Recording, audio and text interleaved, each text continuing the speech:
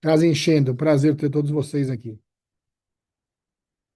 Nós temos um momento especial nessa terça-feira aqui com o professor Dr. Marcos. Vai nos dar aqui, pessoal de Goiânia, professora Débora. Obrigado pela presença. Nós temos Goiânia, temos o pessoal do Sul. Estamos cobrindo aqui as diversas regiões do Brasil.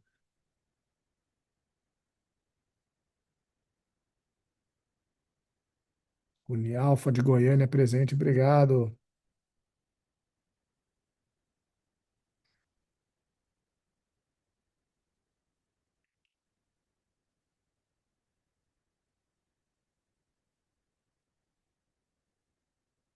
Bom, vamos lá. Hein? Já deu um tempo aí do pessoal sentar, se acomodar, né?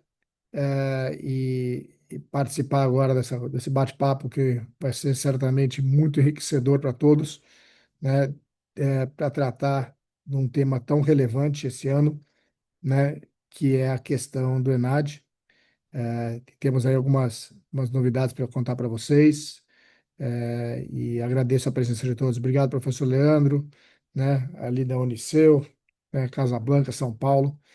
O pessoal que realmente veio aqui em peso, tudo quanto é região do Brasil. Agradeço aí a presença de vocês. Dar início aqui ao nosso webinar. Eu sou o Henrique Tchauer, sócio fundador da XP. Alegria de estar junto com vocês nesse webinar. Nós somos parceiros da Preparedu. Acreditamos muito nas soluções que a Preparedu traz ao mercado. E hoje temos a honra e o prazer de ter o sócio fundador da Preparedu, professor Dr. Marcos Aurélio Marques, pós-doutor em tecnologia educacionais pela PUC de São Paulo, pesquisador e escritor sobre os temas de tecnologia, educação e avaliação da aprendizagem. Então, professor doutor Marcos, sem tomar mais tempo do seu espaço aqui de palco, né, porque o palco é seu, eu passo a bola e certamente vai ser um grande momento aqui com todos os presentes, a sua apresentação, e teremos momentos aqui de realmente de conversa, de bate-papo. Então, qualquer pergunta e questões que vocês queiram fazer ao professor doutor Marcos, por favor, usem a parte de perguntas. Nós estaremos passando as perguntas à medida do possível, doutor Marcos, para ele responder, e assim a gente vai tocando o webinar. Seja bem-vindo, professor. Obrigado, Henrique, aí, pela apresentação. Obrigado aos presentes aí por estarem aqui nesse momento oportuno, né, de estar debatendo aí os rumos do ENAD, né, nesse dia em especial, ENAD das licenciaturas, a Prova Nacional Docente. O Henrique já me apresentou, muitos, né, já me conhecem também aí, eu vi que tem alguns clientes aí na plateia, já nossos, né, mas a ideia aqui, na verdade, hoje é falar do resultado do ENAD, de algumas perspectivas em relação ao ENAD, né, então a ideia aqui é ter um papo bem amplo com todo mundo, a ideia é debater realmente o ENAD das licenciaturas. Antes de começar, gostaria de registrar a ausência do meu sócio e professor também, professor Edmar Sartor, teve um problema de ordem pessoal de saúde, uma situação, né, um pouco mais complicada, um pouco, e não pôde estar presente. Porém, eu vou fazer a apresentação da parte que estava destinada a ele, então não teremos prejuízo do ponto de vista da entrega do que a gente se dispôs aqui no dia de hoje. Então, eu vou começar compartilhando aqui a apresentação que eu fiz. Eu mostrei para o Henrique antes da apresentação, ele falou, nós vamos ficar quantos dias aqui para a gente passar todo esse conteúdo, né? Eu falei, não, a gente vai tentar aqui dar um overview bem genérico aqui. O tema do ENAD é um tema inesgotável, o tema de avaliação é um tema inesgotável. A gente tem passado por mudanças estruturais no processo do ENAD, né, que compõe lá os sinais, que é uma lei lá de 2024, de 2004, e de 2004 a 2023 ele nunca sofreu alteração. Por 20 anos, o ENAD teve a mesma estrutura. 40 questões, era igual para todos os cursos, 10 questões de conhecimentos gerais, 30 de conhecimento específico, né? 5 questões discursivas. Então, ele tinha uma estrutura que nunca mudou. 5 formatos de questões, uma forma de calcular a nota com a teoria clássica do item, de resposta. E de 2024 para cá, as mudanças têm acontecido todo dia. E a gente tenta acompanhar isso tudo e aí tenta compartilhar, né, com os parceiros, com, né, o meio da educação superior, aí, com o objetivo de tentar traduzir um pouco todo esse universo. Então, eu vou fazer uma apresentação aqui uh, do cenário hoje, né? Então, é uma foto do dia de hoje, aqui, 26 de maio.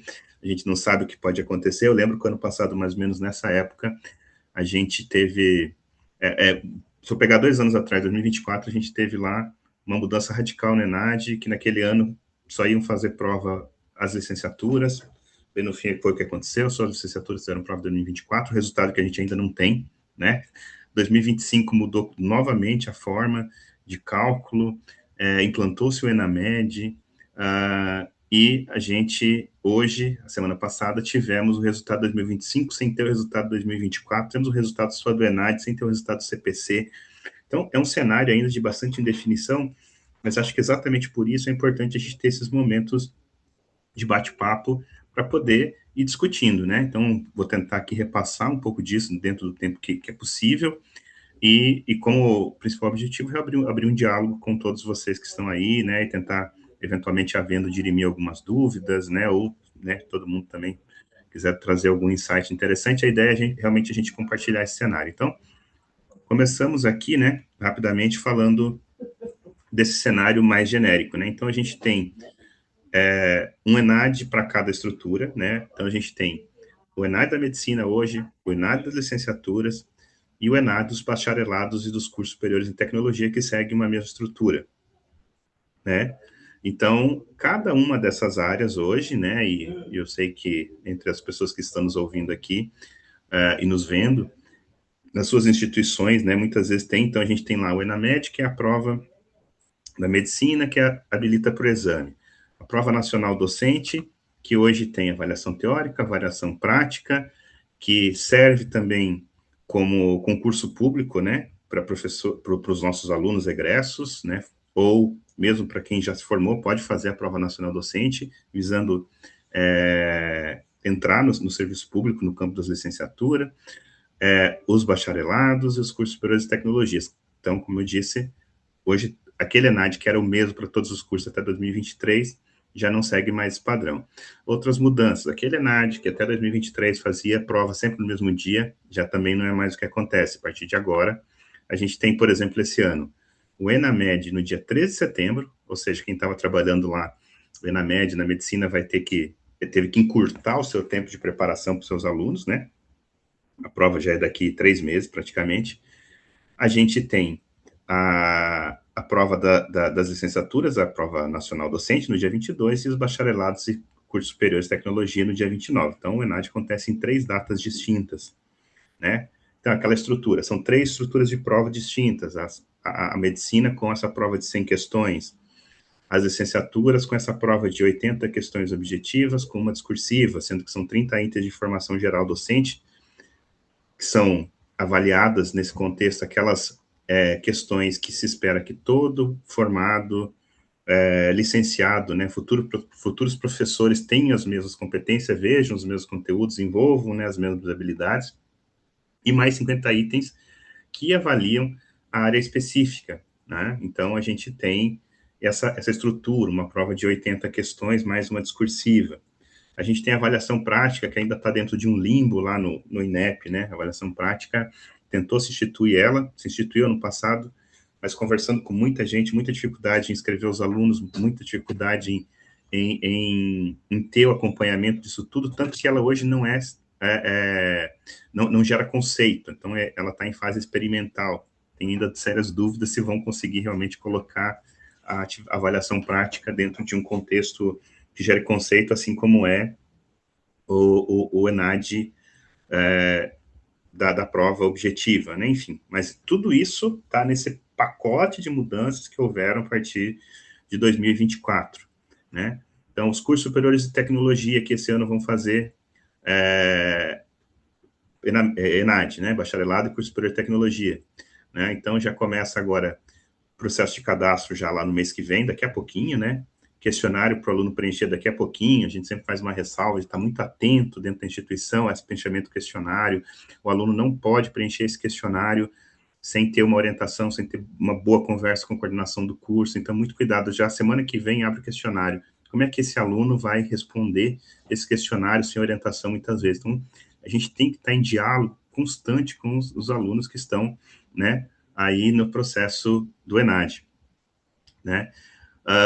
E aí a estrutura de prova, né, 15 itens de formação geral com foco total, tá lá na portaria do ENAD, foco em direitos humanos, então, gente, é hora de conhecimentos gerais, não tem uma disciplina específica, não tem um conteúdo específico, né, então é trabalhar realmente as competências de pensamento crítico, de acompanhar as atualidades do mundo, as tendências tecnológicas, socioambientais, né, os acontecimentos que marcam, né, mudança significativa na geopolítica do mundo, né, então essa realidade brasileira e mundial é muito trabalhado com foco total, tá lá na portaria de formação geral desse ano, em direitos humanos, nosso aluno sabe o que são direitos humanos, ele sabe quais são os direitos humanos, na hora que ele se deparar com essas questões, para ele responder dentro da prova do ENAD, que para os cursos de CST, bacharelado, tem peso de 15%, o que a gente está fazendo dentro da faculdade para trabalhar isso com os alunos. Então, isso é muito importante, né? E a gente tem, então, essa estrutura de prova hoje, né? São 3 formatos de prova, com estruturas diferentes, e a gente tem que lidar com tudo isso no dia a dia. Então, aqui eu estou fazendo apenas, aqui a gente tem no nosso cronograma, chamando atenção para coisas desse cronograma que já iniciam na próxima semana, né? Então, o ENAD está aí, né, batendo a porta, e aí eu só queria trazer isso para que todo mundo, né, assim, eu sei que todo mundo que está aqui acompanha essa dinâmica, né, todo mundo que está aqui está sendo ali o tempo todo acompanhando toda essa dinâmica. Porém, queria trazer, né, alguns insights aqui importantes sobre essa questão, mas eu quero focar realmente a apresentação, que é o tema da nossa live, nas licenciaturas, tá? Isso aqui não preciso nem falar, o questionário estudante é obrigatório, porém, muito cuidado com o aluno que vai preencher esse questionário, né? Ficar atento às diferentes, à complexidade das licenciaturas, a medicina que vai ser logo daqui a pouco a prova, etc. Mas aí eu queria trazer, que é o objetivo aqui da nossa live principal, e aí eu queria entender o seguinte, né? Eu queria que a gente, eu queria comentar um pouco a respeito da, é, das licenciaturas, pegando, sobretudo, os resultados que a gente recebeu agora recentemente, destacando que é muito difícil a gente avaliar todo esse volume de dados, né? A gente sabe que quando sai o resultado do ENAD, ele traz um volume gigante de dados, né? E a gente trouxe aqui, então, alguns insights, né? Alguns insights. E aí eu gostaria de, dentro desses insights, poder trazer aqui algumas questões para a gente pensar junto, né? Então, pensando assim, né? Eu sempre tenho discutido muito que a avaliação ele é um componente muito importante que durante muito tempo ele ficou marginalizado. Então, quando a gente pensa avaliação, muitas vezes a gente deixa ela no segundo plano, né? Quando a gente pensa processos pedagógicos, processos de ensino-aprendizagem, né? E eu sempre defendo que a avaliação ela tem que vir para o centro desse processo todo, destacando que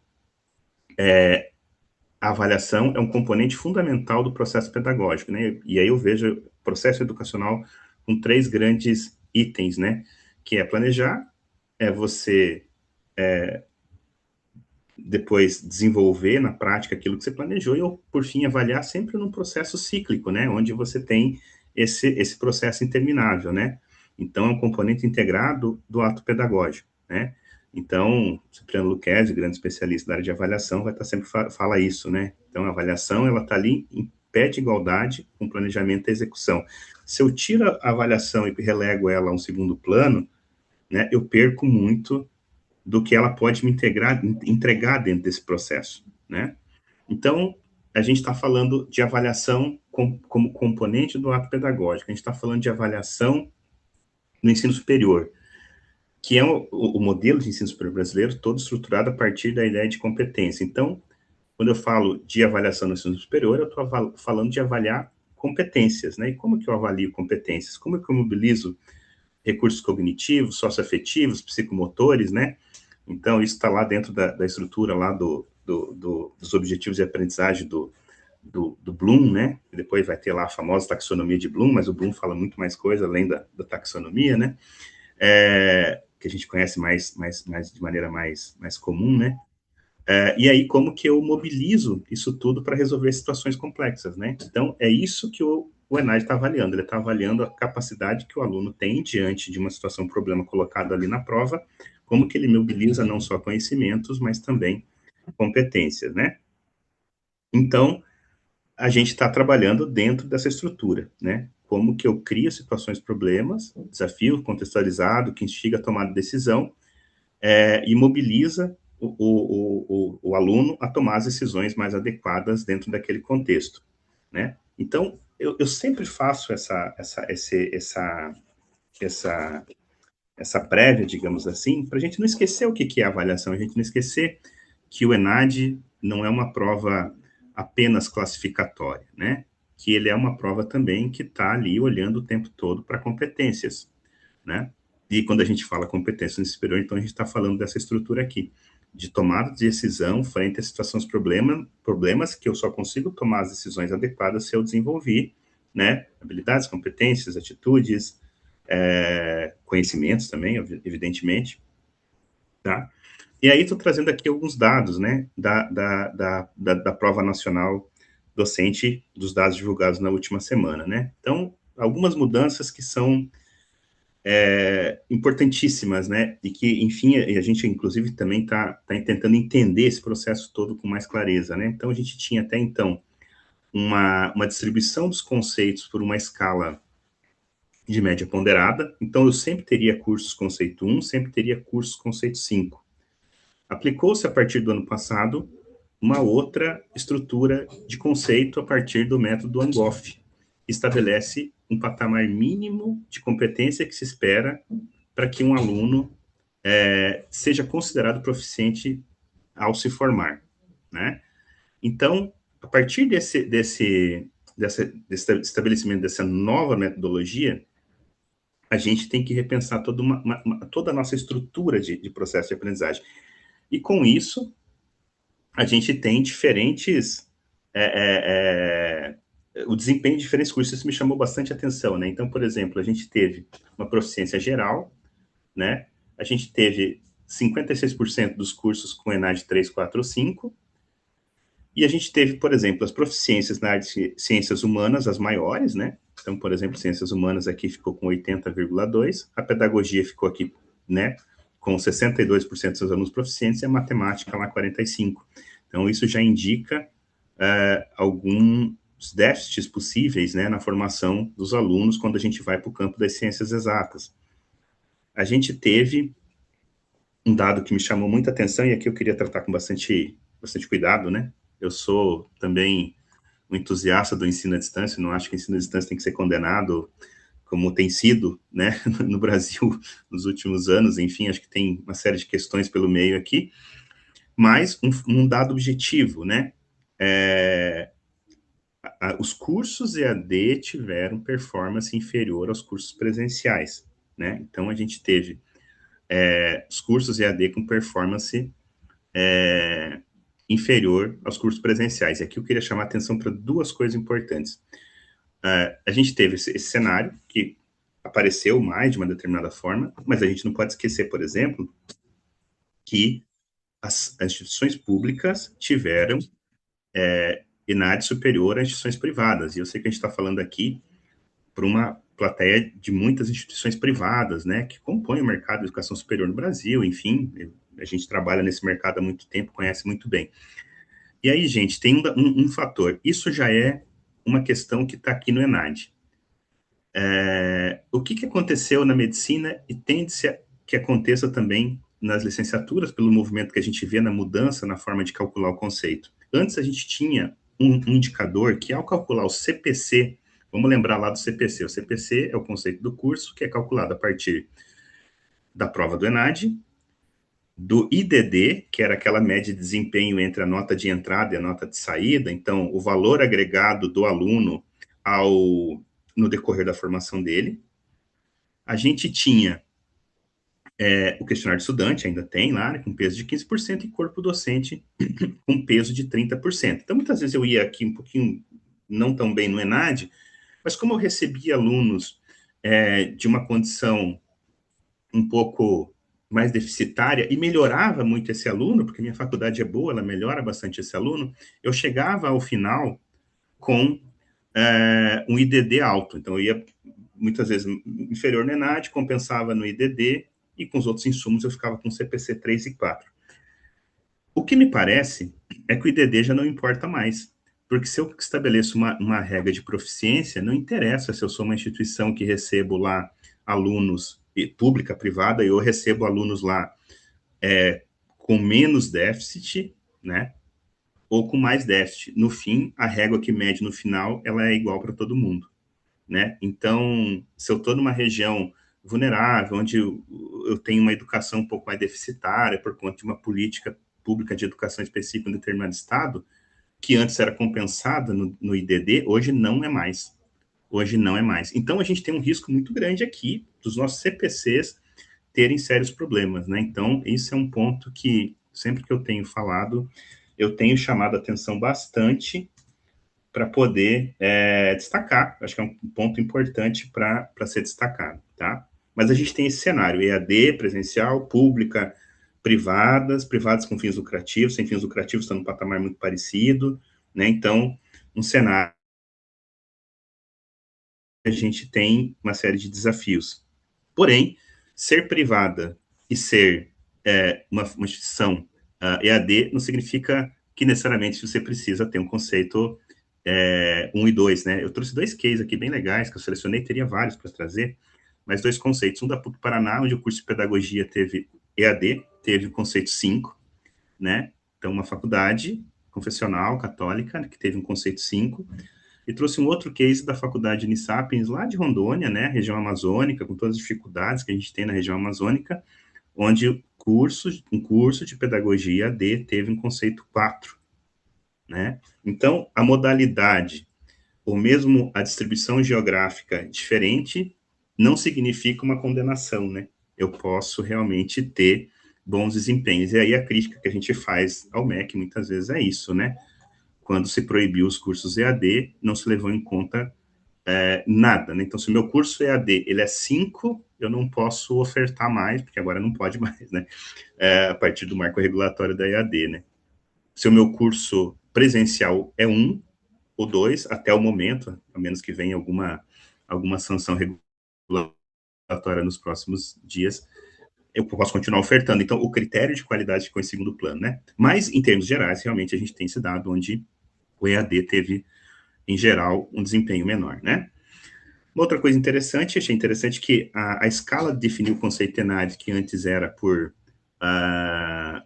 média ponderada, né? Então, se tinha lá uma escala, se distribuía conceitos 1, 2, 3 e 4 de acordo com a nota daquele curso. Eu comparava os alunos dentro do curso e sempre tinha os melhores, que eram 5, os piores, que eram 1. A partir de agora, se estabeleceu uma régua igual à da medicina, também nas licenciaturas, onde para eu ter conceito 3, eu preciso ter faixa de proficientes acima de 60. 60% dos meus alunos, pelo menos, precisam ser proficientes. E aí eu tenho alguns dados. Aí, na questão da prova nacional docente também, uma coisa que acho que vale a pena falar, o MEC estabeleceu duas proficiências. Isso eu achei curioso. Enquanto outros, pegar o parâmetro da medicina, porque é uma coisa que também mudou recentemente, tem uma régua de proficiência. Na educação, na prova nacional docente, teve apenas uma. Teve duas, né? Então a gente tem a proficiência 1, né, que está colocada aqui, padrão 1, né, nível inicial de atuação docente, possui fundamentação teórica, planejar, requer orientação externa. E o 2, que é o proficiente plus, né, o proficiente mais, autonomia pedagógica, competência sólida, capacidade. Então a gente tem aí esse cenário do proficiente e do proficiente premium, né, que também é uma coisa diferente que a gente tem nesse processo. Avaliação teórica e avaliação prática também, que a gente já tem desde o ano passado. E aí a gente tem E aí eu queria trazer aqui, já caminhando para a parte final, a questão do processo de avaliação, como que eu me preparo para esse processo todo? Então, como que eu me preparo para esse problema, que é um ENAD cada vez mais complexo, diante do contexto que a gente tem, né? Então, eu trouxe aqui um conceito que é o conceito de simulação, né? Então, eu tenho ouvido falar muito assim, né? Com esse contexto, vale a pena simular? Como que eu me preparo meus alunos? Como que eu crio réguas de referência para saber quais os meus alunos estão habilitados, quais não estão? E eu trouxe a seguinte reflexão. Quando a gente fala, por exemplo, na área da saúde tem muito isso, nas engenharias tem muito isso, da realidade virtual. Então, a gente tem lá na saúde aqueles laboratórios virtuais onde os alunos simulam a prática profissional em ambientes virtuais, né? De simulação, né? Hoje é muito bem visto, o MEC incentiva, está lá dentro dos instrumentos de avaliação, a faculdade que tem isso é bem avaliada. Aí as últimas ECNs todas vêm falando, por exemplo, de metodologias ativas. Quando eu falo de metodologias ativas, o que eu estou falando? De colocar o aluno no centro do processo de aprendizagem, onde eu simulo situações e o aluno ativamente vai tomando decisão. Também processo de simulação. Então, por que quando a gente fala de avaliação, a gente não vai simular processo avaliativo, não vai simular provas, não vai simular o ambiente onde esse aluno vai depois ter que demonstrar que ele tem as competências adequadas para tirar uma nota, né? Então, eu tenho esse contexto da simulação que precisa ser levado em conta, né? Então, a gente defende que é preciso simular processos avaliativos para entender se meu aluno está desenvolvendo ou não determinadas competências, né? Então, é mais ou menos da seguinte forma, né? A, a, a, a avaliação operando como meio do processo, não como fim, né? Então, eu insiro a avaliação no dia a dia. Eu insiro a avaliação na aula do meu professor, quando ele dá uma aula, estabelece determinados objetivos de aprendizagem, e ao final daquela aula ele coloca lá um quiz com uma, duas questões para entender se aquele objetivo de aprendizagem da aula foi alcançado ou não, né?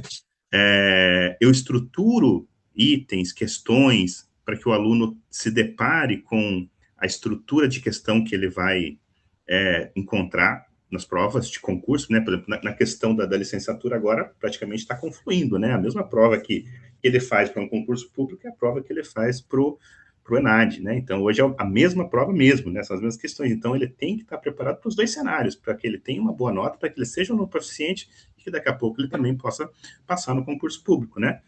E, sobretudo, a gente ter isso de forma sempre cíclica, realimentando meus planejamentos. O que eu faço com as avaliações, com os simulados que eu aplico, né?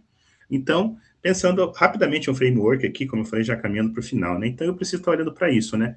Sempre pensando na minha readequação curricular, e aí eu coloco o seguinte, se a gente, diante de tanta mudança da ENAD, não pensou em mudar o meu currículo, quando a gente fala currículo, a gente está falando de processo avaliativo, está falando de práticas de ensino e aprendizagem, a gente está falando de estrutura do currículo, né? Como que os alunos vão adquirir competências, né? Eu preciso pensar sobre isso, porque tudo está mudando, né? Então, como que eu estou pensando isso? Né? Pensar nas práticas supervisionadas e na simulação contínua, né? Para finalizar, eu ia apresentar aqui, diante de um cenário também altamente complexo, onde as mudanças são cada vez mais complexas e essas fórmulas começam a entrar. Eu sempre brinco assim, né? Eu sou professor de letras, né? Sou educador há 20 anos e tal. Para a gente entender de estatística, de dados, não é fácil, né? Então a gente tem que ter ferramentas que nos permitam, né? Então tem tanta ferramenta disponível, né?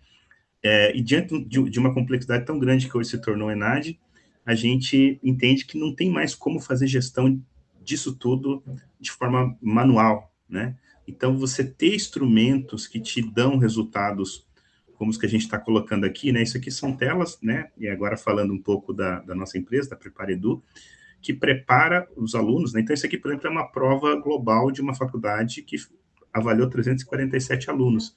onde a média dos alunos que fizeram 45 itens, exatamente o modelo do ENAD, foi 55,8, e aonde estão os meus alunos, quais as questões que eles têm menor acerto, qual que eles têm maior acerto. Preciso pegar essas questões de menor acerto e ir lá para entender quais são os conteúdos delas, quais são as competências dela, fazer plano de intervenção. Quando eu pego esse cenário dos alunos, entender quais são os meus melhores alunos, entender quem são os alunos que estão lá em risco, né? Os alunos red flags lá que eu preciso intervir, porque tem um aluno aqui que me tirou 20% de uma prova de 45. Esse é um aluno que não está muito longe da proficiência. Como que as respostas desses alunos se distribuem em mapas de calor. Então, se hoje eu não tenho um processo avaliativo estruturado, onde eu aplico avaliações e aonde, sobretudo, qualitativamente eu discuto esses dados com o meu NDE, com a minha equipe pedagógica, com a minha diretoria acadêmica, né? Como que eu evoluo os alunos? Porque veja só, o desafio agora é eu ter 60% dos meus alunos acima da escala de proficiência. Então não adianta, antes eu podia ter alunos muito bons que compensavam alunos muito ruins, hoje isso não vai mais valer. É melhor eu ter 60% um pouquinho acima da média do que eu ter metade muito lá em cima e metade muito lá embaixo. Entende? Então, tornar. Nunca fez tanto sentido a gente ter um processo de educação equânime, né? Então, eu tendo esses dados, eu consigo, né, avaliar. E sempre olhando para isso, avaliar conteúdo, mas avaliar competência, perfil. Tem competências que esses alunos estão tendo uma dificuldade de mobilizar, né? Então, esse dado é muito importante, é o que a gente faz aqui, por exemplo, aqui é um cenário nessa tela de uma prova de progresso, onde eu tenho os alunos primeiro, os alunos 11º, e onde se espera uma evolução, né, dos alunos, todos fizeram a mesma prova. E como é que ficou as taxas de acerto, né? E no final, é isso, né? A gente pensar que a gente precisa estar com estratégias claras, com objetivos definidos, fazer planejamento de médio e longo prazo, porque o jogo está cada vez mais sério, né? Então, tentei aqui, como eu falei, em pouco tempo, para não estender demais, dar uma visão um pouco geral de uma primeira impressão de análise de resultado e de mudança a partir da entrega pelo INEP dos resultados da Prova Nacional Docente na semana passada. É isso da minha parte, Henrique, num primeiro momento, pelo menos. Excelente, excelente, professor. Acho que foi bastante elucidador. Por mais que temos aí um volume gigante de informações, mas conseguiu conduzir de uma maneira brilhante aí para dar um pouco de norte a, a todos aqui. Não sei se nós tivemos algumas perguntas aqui, vou ver quem trouxe aí perguntas iniciais sobre a data, né, de quando é a avaliação, se tinha mudado. Mas se alguém quiser fazer alguma pergunta, por favor, sinta-se à vontade, tá, para contribuir aqui. Uma das perguntas, se a prova será no dia 20/9, né, nas licenciaturas, conforme o edital, ou teve alguma mudança para novembro, tá? Porque teve aí um dos slides falava sobre novembro. Então, essa é uma primeira pergunta, professor, se puder responder. Antonelli Ramos fez a pergunta sobre que dia a prova será. E É, aí, enquanto a gente responde essa, a pergunta que acho que não quer calar a todos ainda dá tempo? Né? Minha instituição de ensino está aqui em mar essa avalanche de demandas que nós temos no dia a dia, e a pergunta é se ainda há tempo de fazermos o quê, como fazermos, o que fazermos para atender essa data que está aí posta pelo MEC e o que podemos fazer até lá. Então, talvez essa seja a pergunta mais urgente que a gente tem para responder aqui sobre tudo que foi apresentado. beleza, vou falar da data já. É importante, viu? Você vê, é tanta mudança. Antes você tinha um ENAD num dia só, agora tem 3 datas de ENAD. Eu me enganei mesmo, tá? Eu vou corrigir depois da hora de mandar para você. A prova nacional docente é no dia 20.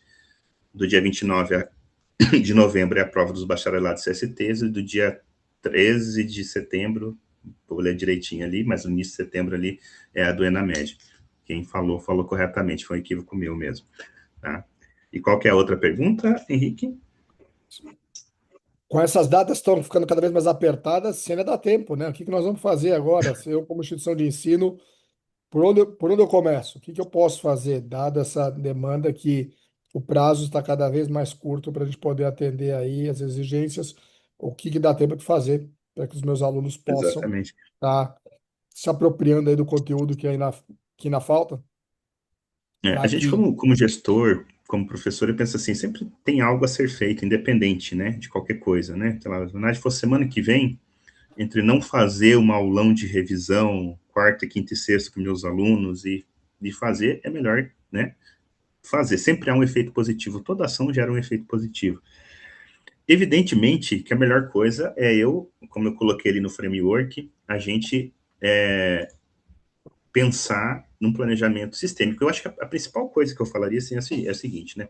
Repensar a minha estrutura de avaliação, os meus projetos pedagógicos, a gente está à frente aí a receber já daqui uns dias o novo instrumento de avaliação do MEC também, mas eu acho que no que se refere à avaliação, ENAD, na média, Prova Nacional Docente, já está na hora de começar a pensar, caso não estejam, né? Imagino que muitos aqui estão, claro, evidente. Mas não tem mais como não rever isso tudo. Quem não reviu ainda já está atrasado. E o ideal é isso, né? Você estruturar um processo de médio e longo prazo, entender em que medida meu currículo dá conta de contemplar tudo aquilo que é exigido, pensar que agora eu tenho que levar esses alunos de maneira uniforme, então não adianta mais eu ter o bom aluno que compensa o mau aluno, não, eu tenho que ter todos os alunos muito próximos, a distribuição daquela curva de Gauss dos meus alunos tem que ser cada vez mais chata, eu tenho que ter todo mundo mais próximo, né? Então eu não posso ter aquela discrepância dentro desse cenário onde a gente tem as provas das licenciaturas e da medicina já em setembro, e em novembro a gente tem os demais cursos, mesmo que fosse tudo em novembro ainda seria pouco tempo, mas eu acho que sempre é válido, né? A gente tem que aplicar simulado, temos que testar, temos que avaliar, temos que entender como é que esse aluno está, temos que ter planos de ação específico para alunos com maior dificuldade, temos que chamar para conversar. Eu sei que a gente tem cursos de vários tamanhos, né? Tem cursos de EAD com cursos com um número de alunos enorme, a gente tem cursos com poucos alunos. As duas coisas eu acho sempre complexo, trabalhar com muitos alunos, com poucos alunos, né? Porque poucos alunos, muitas vezes, né, alguns alunos com problema compromete, mas assim, desde que a gente tenha aí um número de alunos que a gente consiga trabalhar e a tecnologia nos ajuda com isso, né? Então a gente mapear e ter algum tipo de comunicação é válida, né? Então eu acho que tem pessoas que falam que ENAD não é evento, é processo. Eu acho as duas coisas. A ENAD pode ser processo, pode ser evento. Tá? Então eu acho que eu posso ter atividades onde eu conscientizo esses alunos, faço aulões, como tem, né? Cursinhos que aprovam maciçamente no Enem e fazem aulões lá diversos, os alunos viram à noite estudando, não é o caso, né? Mas só citando como exemplo. Então, eu acho que é válido, mas sem dúvida, a gente precisa unir as duas coisas, né? Preciso ter atividades, né, no curto prazo, para trabalhar com esses alunos que não têm mais tanto tempo assim, caso eu já não esteja fazendo um planejamento, mas tem que estar pensando já no aluno. Pensa bem, o aluno da medicina, o aluno da medicina, os alunos do curso de saúde, enfermagem, nutrição, vão fazer ENAD daqui a 1 ano e meio. O que a gente está fazendo com esses alunos? Já começamos a simular com esses alunos, chamar esses alunos para um plano de ação de aprendizagem, corrigir rota, né, naquilo que a gente identifica como problema, né? Então é muito rápido. Os ciclos ENAD são muito rápidos. Parece que é longo, mas é rápido, né? excelente, obrigado. Tem uma pergunta aqui, o professor Leandro Chamari pergunta: faz sentido comparar um curso nota 5 onde você tem lá 4, 5 alunos fazendo, com um curso nota 4 que tem mais de 1.000 alunos fazendo a prova, né? Você estava agora há pouco, professor, falando sobre essa questão do volume, da quantidade de alunos, né? Porque realmente, como é que a gente comunica, pensando aí também no marketing, né? Qual pode ser uma estratégia de marketing, comunicação para comunicar para os alunos, né? O tamanho de uma nota 3 ou 4 em um curso com 1.000 alunos versus uma nota ali 4 ou 5 com meia dúzia de alunos. Como é que a gente trabalha essa questão de volume? Porque realmente fazer todos chegarem numa nota 5 é um desafio gigante, e vai ser determinante o número de alunos que esse todos significa. Exatamente. Assim, o MEC é cruel em algumas coisas, né, gente? Vocês sabem disso aqui, todo mundo que está aqui com certeza está nesse meio educacional há algum tempo, né? E é exatamente isso. Você pega uma turma com 5 alunos, você lá fecha um grupo, o grupo vai bem, todo mundo preenche o questionário de estudante lá em cima, e o curso vai ser NAD 4.5, CPC 4.5, Aí a gente tem o desafio dos cursos, né? E aí, sobretudo, os cursos EAD, que tem um volume gigante de alunos, né? Onde a dificuldade de você garantir uma uniformidade é muito maior, né? Onde uma comunicação personalizada é muito, muito mais difícil. E realmente eu acho que teria que ter um coeficiente de cálculo nesse processo, né? Não é isso que a gente tem, né? E a gente sabe disso, né? Então, a realidade é complicada. Uh, mas aí a minha opinião pessoal, eu acho que tinha que ter um coeficiente, né, de você ter essa diferença entre alunos com pouco, cursos com poucos alunos, onde, né, muitas vezes, embora que às vezes cursos com poucos alunos também, se dois, três dispersam, você vai ter um problema, né, mas é complicado mesmo, né, eu entendo que é uma equação complexa, e comparar um grupo de 5 com um grupo de 1.000, estatisticamente, né, não é coerente, né, sem dúvida, né. De fato, professor, o MEC às vezes acaba sendo cruel e a gente sabe disso. E trabalhar com volumes tão distintos é realmente um desafio. Não sei se mais alguém tem alguma pergunta que gostaria de trazer aqui para o professor, aproveitando o momento aqui. Alguma dúvida? Caso não tenha, eu vou fazer uma aqui, que eu estou curioso aqui. Bom, professor, eu vou aproveitar aqui. Dada a situação atual, que o tempo é curto, o que que seria a minha primeira prioridade, na sua visão, professor? O que que seria o primeiro plano, o que que é a primeira coisa que eu precisaria fazer, pensando em tentar trazer para uma situação de melhora, né, num potencial ENAD ou ENAMED que eu vá ter? Como é que eu posso, o que que eu devo fazer na largada? Primeiro plano de ação. Eu tenho duas, eu acho que tem dois fatores que são determinantes numa boa nota no ENAD, né? Para mim, obviamente, competência adquirida, conhecimento adquirido, formação sólida, obviamente, mas tem um segundo fator que é o fator de engajamento, né? Então, trabalhando há quase 13 anos com o ENAD, assim, eu já vi de tudo, turmas muito boas, com baixo engajamento, né, ter notas ruins, já vi turmas não tão boas, mas com alto grau de engajamento, aquela turma que fala, ó, aqui com a gente, né, nós vamos ter né, assim, conceitos muito bons, porque eu acho que a gente sempre teve muita dificuldade disso, né, hoje tem até mudado, acho que até isso é uma coisa positiva, né, agora, a prova nacional docente também vale lá como classificação para processos seletivos públicos, né, o ENAMED lá vale para prova de residência, então gera engajamento. Então eu penso assim, não tem outra saída que não seja ser muito. Eu, quando trabalhei na operação direta da instituição, sempre procurei fazer isso, né? Dar cara para o aluno, né? Conversar, falar, importa se você tem um ano para preparar, o ideal é começar a conversar com esse aluno da metade do curso para frente, falar, se você vai ser um aluno ENAD, você representa isso, fazer uma apresentação legal. Eu sempre fazia coisas do tipo assim, trazer case de faculdades que tiraram conceito baixo e tiveram lá né, assim, é legal você quando formar, ter lá o seu nome, CC da turma do ENAD 1 da faculdade X, não é legal, né, você quer ser, falar do seu diploma com orgulho, ser daquela turma que tirou 4, 5, né, você fica na história da faculdade, profissionalmente isso conta a ponto, então você começar um trabalho de conscientização com o aluno mesmo, e aí eu acho que é coordenador de curso, NDE, aquele professor que tem relacionamento, né, que é quem tem relacionamento mais próximo com esse aluno, né? E aí não tem jeito. E aí sempre assim, tendo toda a consciência, né? Que a gente pega lá uma turma de 50 alunos, tem um aluno que não tá nem aí, sempre tem, mas eu acho que quanto mais a gente assim, objetivo, honesto, sincero com os alunos nesse sentido, a gente sempre tende a ganhar a maior parte deles. E aí, plano de ação mesmo. Para mim, não tem outro jeito. É simulado, diagnóstico, reforço naquilo que está deficitário. Pô, mapeio lá cinco. Não dá para trabalhar 30 áreas. A gente sabe que as formações são complexas, né? Você trabalha curso de 5 anos, com um arco de conteúdos, né? E gigantesco e tal. Mas, pô, dá para fazer uma prova bem equilibrada e falar assim: vou mapear pelo menos 5 aqui. Então, eu vou fazer aulas de reforço, eu vou fazer um trabalho especializado, vou chamar especialistas, os cursos que têm formação geral, por exemplo, né? Tem que trabalhar com formação geral é muito difícil. O aluno na reta final do seu curso não vê formação geral mais, né? O aluno normalmente já está em estágio, ele está muito. O curso afunila no final para ele ver o mais específico possível. Só que daí ele vai para o ENAD, ele tem lá, por exemplo, nos bacharelados, 15 questões de conhecimentos gerais, né?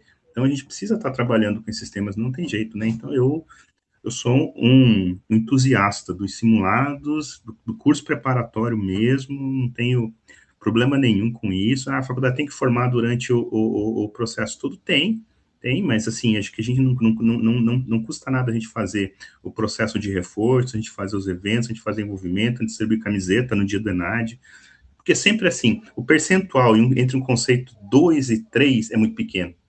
É assim, lógico, às vezes não, né? Às vezes é grande. Mas muitas vezes é muito pequeno. E às vezes uma pequena ação que você faz ou deixa de fazer é a diferença entre um conceito 2 e 3 e uma sanção regulatória ali na frente, né?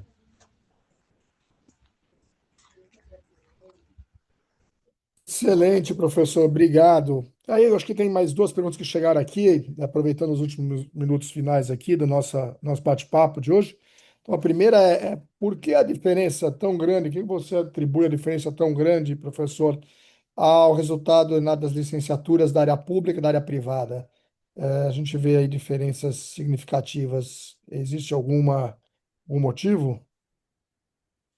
Aí cabe quase uma análise sócio-histórica, né, para você fazer isso, para você analisar. Tem complexidades muito grandes, né? A gente tem a, a própria a própria barreira de entrada, né? O aluno muitas vezes o aluno da instituição pública, o cara tende a buscar, então eu tenho um aluno com uma outra disponibilidade, o aluno da rede privada é o aluno trabalhador, né? Eu trabalhei grande parte, maior parte da minha vida na rede privada, é aquele aluno que chega às 7 horas cansado, com sono, tem dificuldade, se mobilizar, esse aluno é muito mais difícil, o aluno que muitas vezes já tem família, ou que tem, enfim, eu acho que tem questões, porque assim, é muito fácil condenar, né, Henrique, você também, a instituição Sim. privada é a instituição que não entrega, mas e o nosso público, né, analisar todo um contexto social que está além disso, né, tem instituições ruins, tem instituições muito boas, que a gente conhece, muito preocupadas com qualidade. Eu tenho certeza que aqui nas instituições estão presentes. Quantas de vocês não têm esse setor de qualidade acadêmica? Setor inteiro pensando como melhorar a qualidade acadêmica, fazendo trabalho, né, de preparação, formação docente, preocupado com o indicador. Então, a gente tem um problema mesmo de entrada, né? E, e temos, né? Eu acho que aí acaba sendo o grande desafio, né, para a gente das instituições públicas e realmente das instituições privadas, né, ter essa montanha para mover muitas vezes diante de um cenário que para mim tá além só do muro da instituição. Tem uma questão muito maior aí que você precisa levar em conta, né? É como eu vejo, respeito outros pontos de vista, mas é como eu enxergo essa questão dessa discrepância, né? Tá, Que para mim tem a perfeito, ver com a obrigado. questão da Até modalidade também, né? Quando a gente fala do EAD, também está falando do cara que muitas vezes vai para o EAD, porque na região dele não tem faculdade, do cara que é trabalhador, do cara que tem uma série de situações também. Então, né? Então, quando a gente fala, a gente tem que ponderar muita questão, né? Para não ser simplista demais, né? E não condenar, falar, não, isso aqui, enfim, né? Então, acho que tem que ter uma série de cuidados nesse sentido, né? por mais que a nota final tenta sintetizar, a complexidade é muito grande, né? Então, às vezes um Sim, 4 um 5 ou um 3 são elementos completamente diferentes, porque a realidade é diferente, né? A entrada desse aluno ele vem de outra base, ele tem outra condição, outra situação. Só aqui, aproveitando os últimos minutos, se alguém quiser contactá-lo, professor, qual melhor maneira de conhecer um pouco mais do trabalho que o professor vem realizando, com simulados e auxiliando aí as instituições de ensino a progredirem no seu processo aí de avaliação e resultados? De que maneira a gente pode contactá-lo se precisar, se quiser?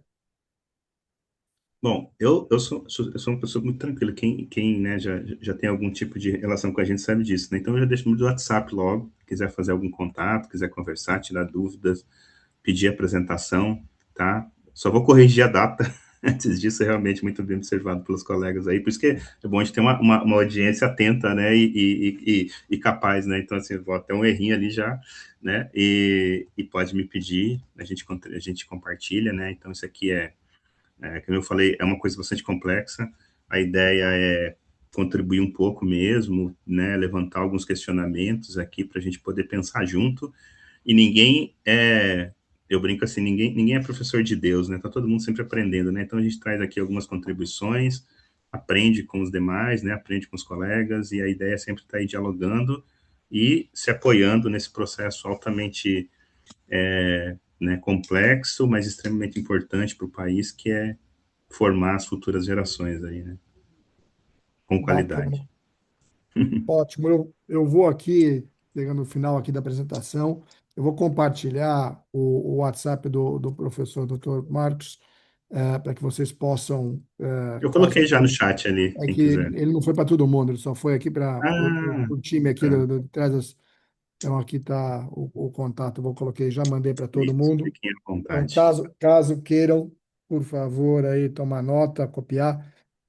Obrigado, professor doutor Marcos, pela disponibilidade, por estar conosco nesse webinar que certamente esclareceu, trouxe um pouco de luz aí a questão que diversas instituições de ensino hoje estão com esse desafio, nesse curto espaço de tempo, de encontrar ferramentas que possibilitam eles diagnosticar as áreas onde tem potencial deficitário aí de conhecimento e incompetência dos alunos, para poder assim melhorar o resultado aí dos alunos nas avaliações que temos aí esse ano, ainda chegando nos próximos meses. Deixo o contato aqui do professor Dr. Marcos, que fica à disposição de vocês. Deixo para vocês também aqui mais informações com o site. E aproveito nesses últimos minutos aqui para divulgar a vocês que Preparedu celebrou recentemente uma parceria com a minha biblioteca. Isso foi lançado agora no Sebesp, na final da semana passada, onde os alunos, uma vez feito o seu diagnóstico e através dos simulados, identificadas as áreas que necessitam de serem desenvolvidas, vão ter um plano de estudo, né? Vai ter o diagnóstico, vai ter o plano de estudo, e a Preparedu não só entrega o plano de estudo, mas na parceria com a minha biblioteca, vai entregar o conteúdo, né, que esse aluno vai ter que estudar para poder sanar aquela deficiência que ele, porventura, possa ter. Então, a gente consegue, com isso, encerrar esse ciclo, fechar esse ciclo de dar a temperatura, medir a dor e entregar a medicação, né, para que o aluno possa ter exatamente o que fazer para poder reverter o quadro aí de alguma deficiência qualquer que ele tenha nesse processo aí que foi identificado. Então, com isso, eu deixo essa novidade para vocês.